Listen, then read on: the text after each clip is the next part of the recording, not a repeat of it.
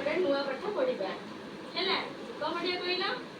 Birds ମାନେ ପକ୍ଷୀ, ଆଜି ପକ୍ଷୀ ବିଷୟରେ ଜାଣିବା ଆଉ ଫ୍ଲାୱାର ମାନେ ଫୁଲ ବିଷୟରେ ଜାଣିବା। ଆମ ଜାତୀୟ ଫୁଲ କଣ କହିଲ?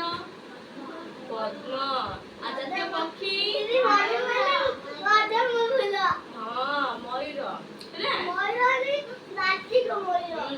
ଆଜି ଆମେ ଜାଣିବା ବାର୍ଡସ୍ ବିଷୟରେ ଜାଣିବା ହେଲା। ଫାର୍ଷ୍ଟ ଅଛି କିଙ୍ଗଫିଶର। କିଙ୍ଗଫିଶର ମାନେ ମାଛରଙ୍କା ଚଢେଇ। ପକ୍ଷୀ ଯୋଉ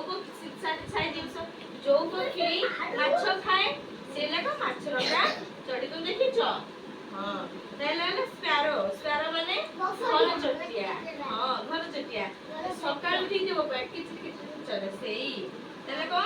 ନାଇଟିଙ୍ଗେଲ। ନାଇଟିଙ୍ଗେଲ ମାନେ କଣ? କହୁଛି ନାଇଟିଙ୍ଗେଲ ମାନେ କଣ ନା ବୁଲବୁଲ ଚଢେଇ।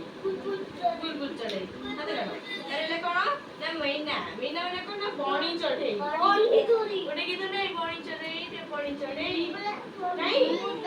ତାପରେ ହଁ ତାହେଲେ ରହିଲା କଣ? ନା କୁପି। କୁପି ମାନେ ଶିଉଡା ଅଛି ଯାହା ମୁଣ୍ଡ ନାଇଁ ନାଇଁ ଯୋଉ ପକ୍ଷୀ ମୁଣ୍ଡ ଗୋଟେ ମୁକୁଟ ନାଲି ମୁକୁଟ ଟାଇପ ଥିବ ସେଇଟା। ହଁ ମୁଁ କହୁଛି ତାହେଲେ ଉଡ ପିକର। ଉଡ ମାନେ କାଠ ଅଣା ଚଢେଇ। ଦେଖିନ ଯଦି ଯୋଉ ଗଛ କଣ ନା ଡଗ ମାନେ ବତକ। ହଁ ତାହେଲେ କଣ ନା ହେନ୍ ମାନେ ମାଇ କୁକୁଡା। ଯିଏ ଅଣ୍ଡା ଦିଏ କୁକୁଡ଼ା ତମେ ଖାଇଛ? ଚିକେନ। ହଁ ତାହେଲେ କ୍ରୋ। କ୍ରୋ ମାନେ କାଉ। କାଉ କେମିତି ବୋବାଏ?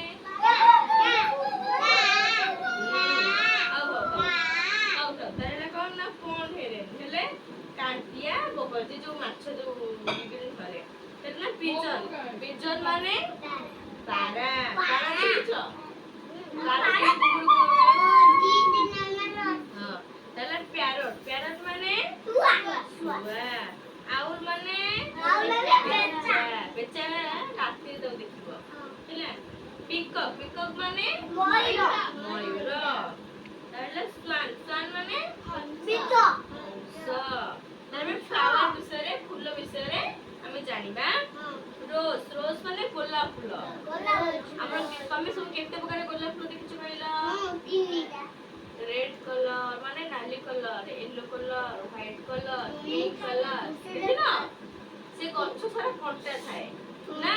ହଁ ତାପରେ ଦେଇଛି ହିବିସ୍କସ। ହିବିସ୍କସ ମାନେ ମନ୍ଦାର ଫୁଲ। ସେଟା ସବୁ ଆମ ଠାକୁର ପୂଜା ହୁଏ।